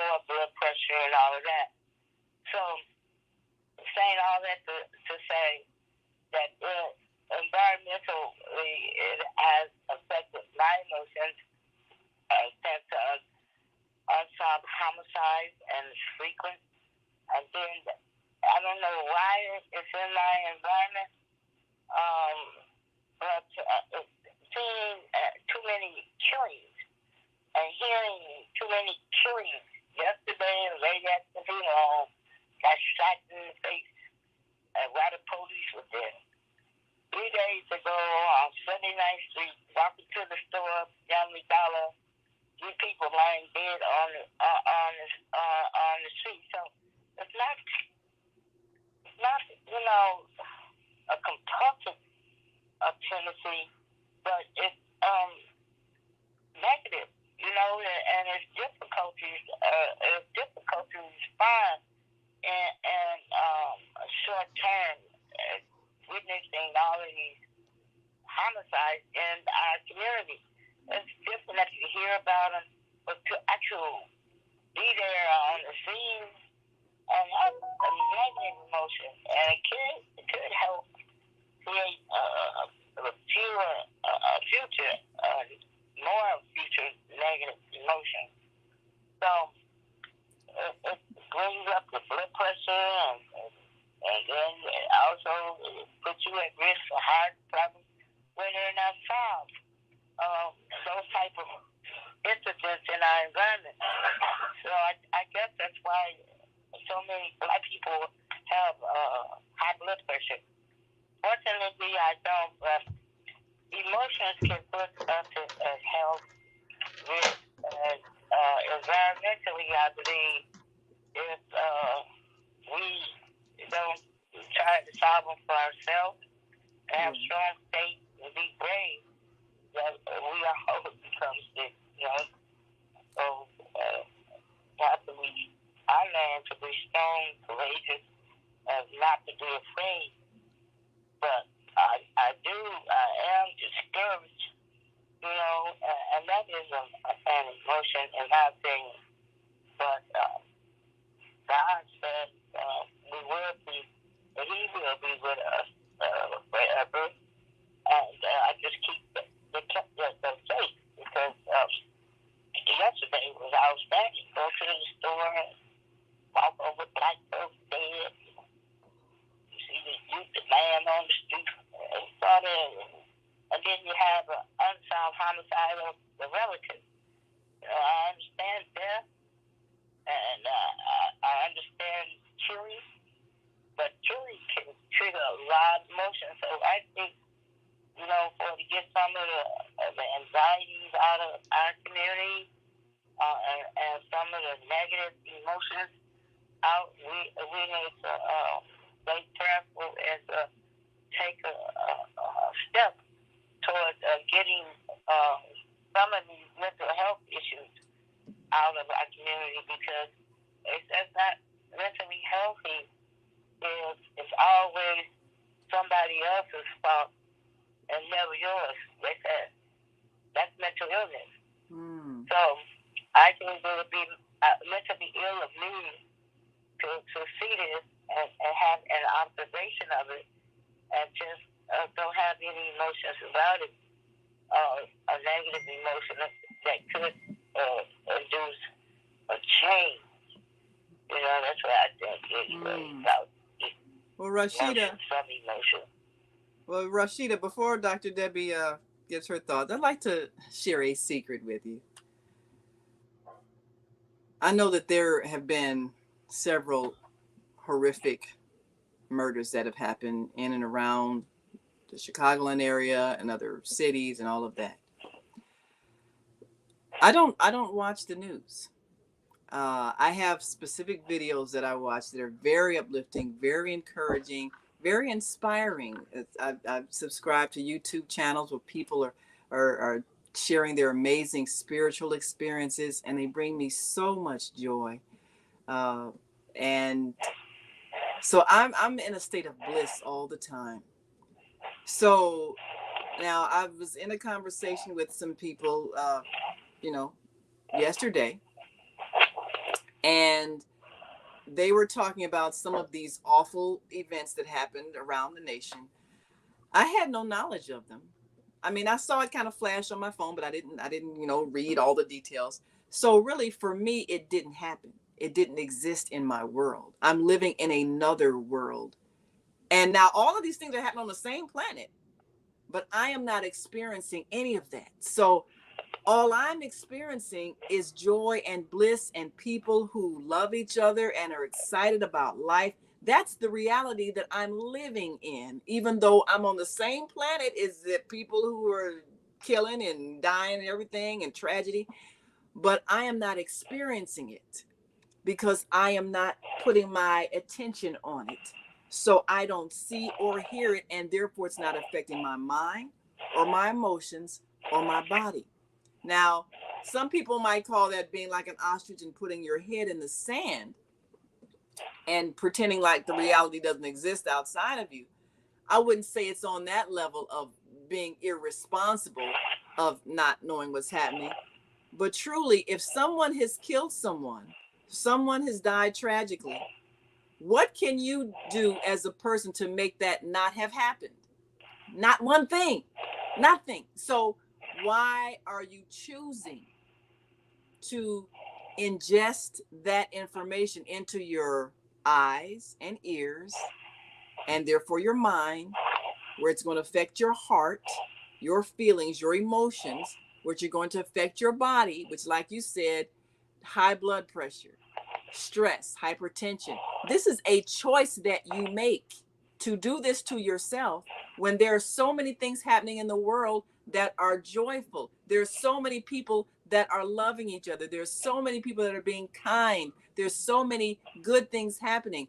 You are consistently choosing to focus on the things that cause you pain and thinking that if other people change what they're doing, you'll feel better. We just got through saying that. As long as you're thinking it's other people that need to change themselves, you will feel powerless. They're doing what they're doing. Choose to put your attention on something that isn't causing you pain. That's the solution. The solution is right there. It isn't other people that need to do anything. You need to choose to take your attention off of the worst of human behavior, because it doesn't have to exist for you. You are misinterpreting me. I said, No, I'm really not, Rashida. I'm telling you, all this stuff is happening. You're choosing to focus on it. not so much of other people, but what is happening now. See, like you said, environmentally, you don't see that. You haven't stopped yesterday walking on the street, going to the store, three dead bodies, three shot up bodies right there on the street. You have to cross the street and go to the Family Dollar. So that's what's happening. That's related to what's happening now, not what is being projected subliminally through the media or anything. So environmentally, you're personally are not witnessing that. So you would have that emotion, okay? You personally, you like you said, you don't watch the TV. I don't either. But I'm saying if I walk out my door, and this is critical thinking and the reality of what's happening in the streets. Now, you could be, I could put myself in a phony and say, oh no, that's not a good body, or that did not happen. Then I would think personally that I was insane if I was No. You saw three dead bodies, but how many live bodies did you see? Excuse me. I got to interject. I got to interject because we Okay, got hold on, 15 Rashida. more minutes Let Dr. in this Debbie address show. it real I'm quick. so sorry. Yeah, I'm so let sorry. Dr. This Debbie can't go on. address it. Rashida, if you need me to help you, baby, I don't mind helping you. But we can't do counseling on here. This is not the platform. And the thing about it is you were traumatized. That's what happened. You were traumatized. You will continue to be traumatized as long as you are watching what you're watching, as long as you are exposed what you are exposed to. That's called trauma. That's why it's hard to let it go. That's why the emotions are affected. You want things to change. But in that environment, you dealing with people. People destroy other people. This is reality. They've been doing it since the beginning of time. Bloodshed is all around you, baby. So it's only one thing you're going to do. You're either going to allow it to destroy your being, or you're going to keep to pray over it. And when you see the dead bodies, hallelujah, thank you, Jesus. It's not me. It's not me. Ain't nothing I can do we, to change nobody. I can't stop the bullet. I can't stop the knife. I just got to keep on going. It's all over the world, Rashida. It's all over the world, baby. You got the opportunity to see it up close and personal. I know it affects you, and I'm so sorry you had to experience that. I'm so sorry. But somebody killing somebody right now in their home, somebody killing somebody right now overseas. It's all over the world.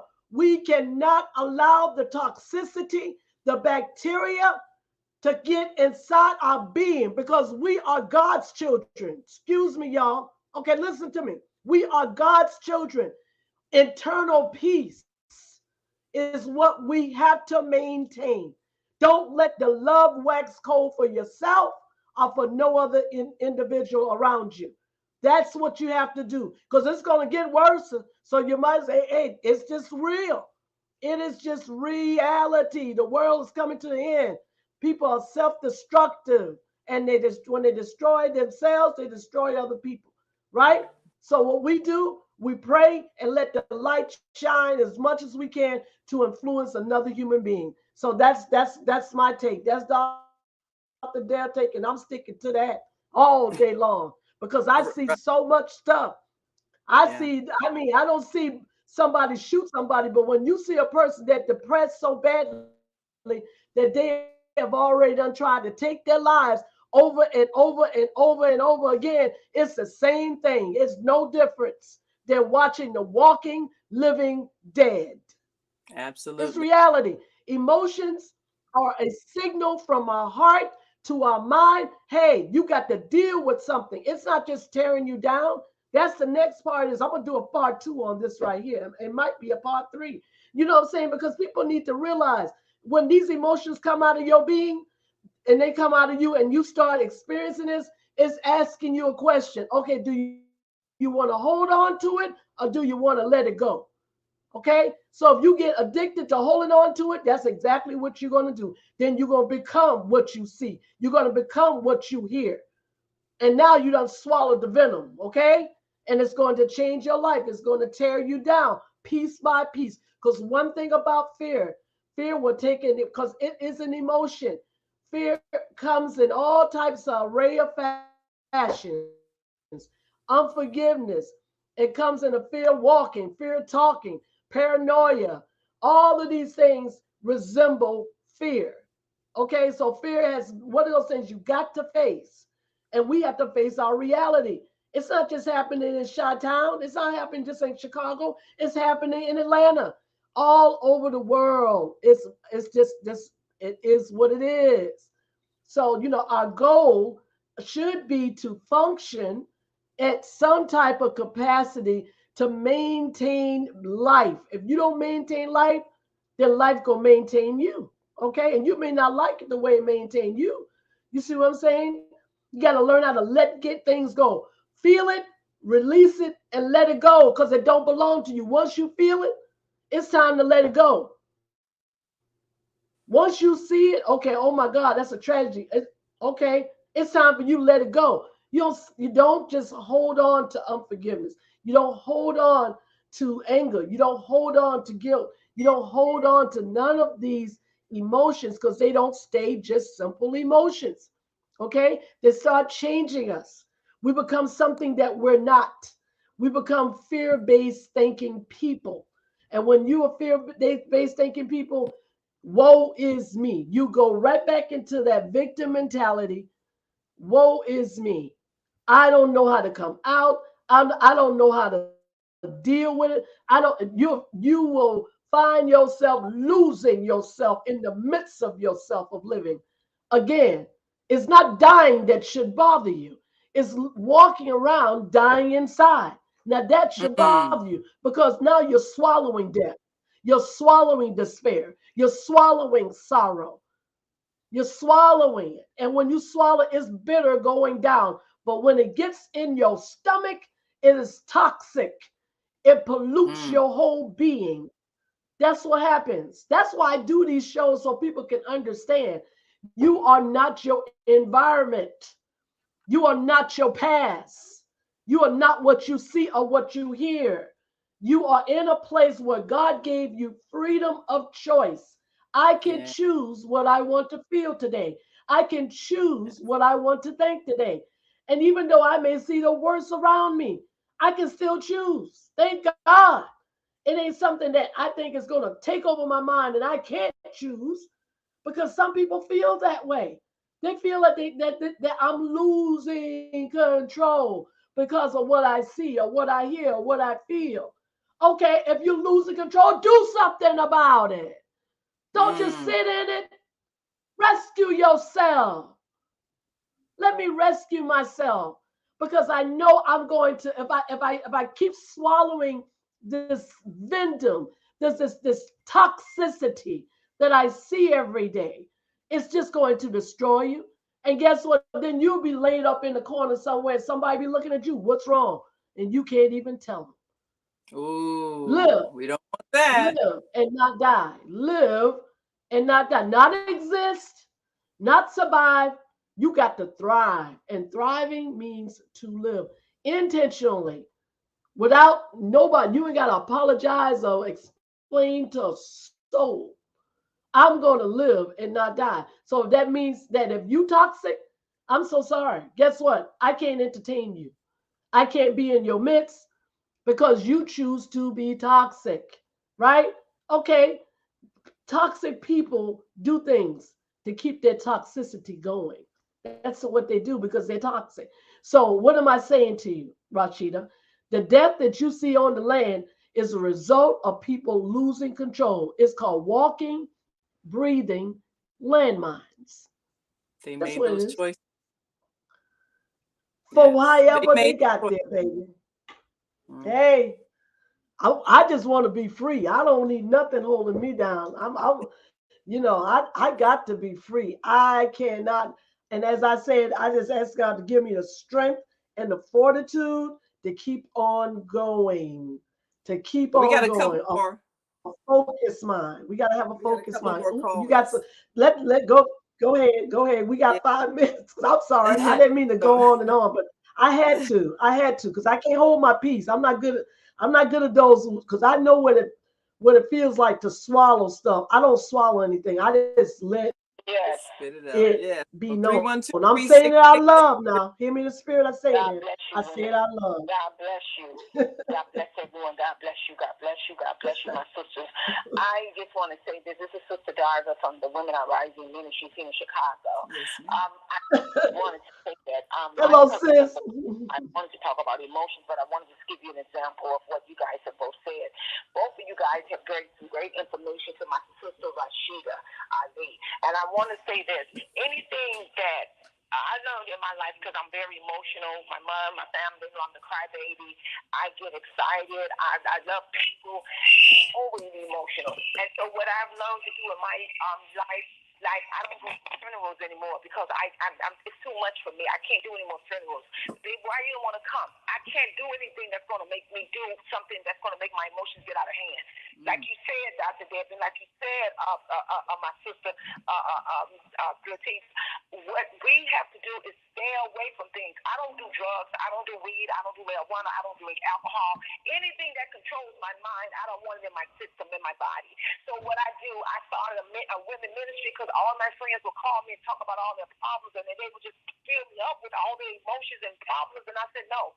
What we have to do today, whether we want to do it or not, if you don't go back to God, G-O-D, great older man, you are going to be in a crazy house. You are going to be messed up. You will. The devil is doing what Great he's on doing, and demand. this is all a spiritual warfare. I like So that. we Great on must demand. all go back to God. He said, peace be still. He said, reach out to me, who is ever burdened and heavy laden. But people don't want God. People want everything, including drugs and all these relationships that's no good, all of these people.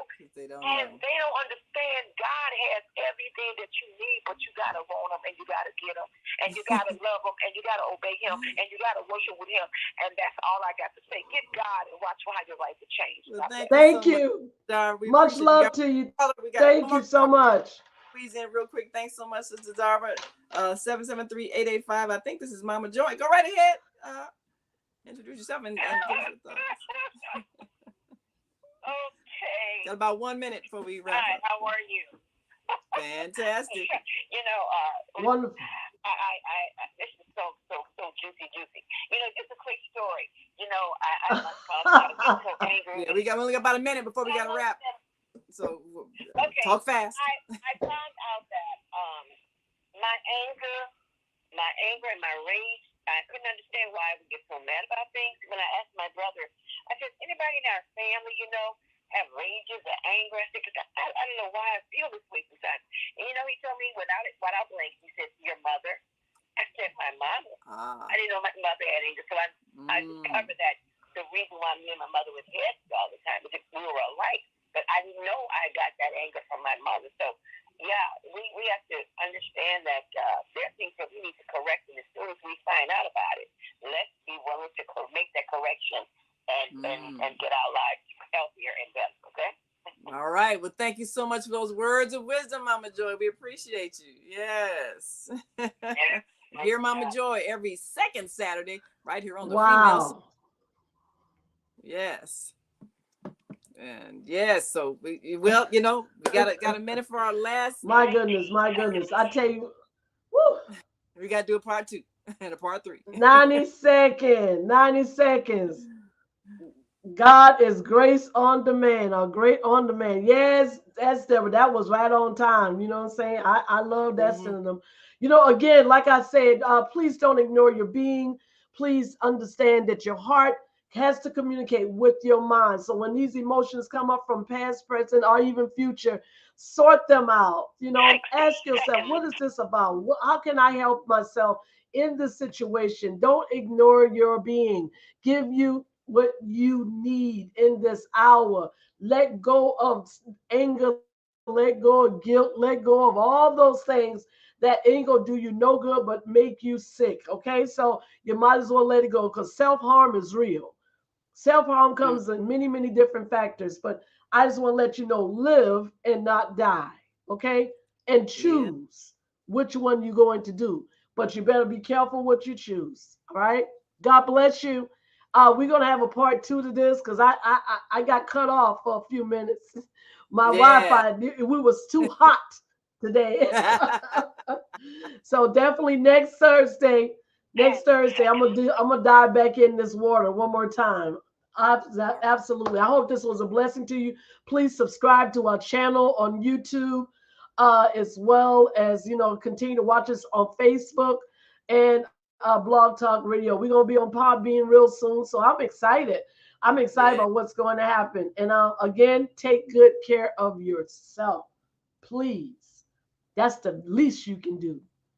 That's right. It is. Have a blessed day.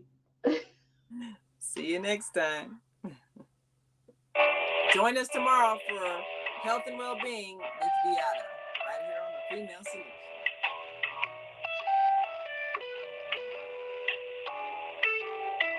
We've come to the end of our show today, but you can hear every show in the archives at www.blogtalkradio.com/the-female-solution.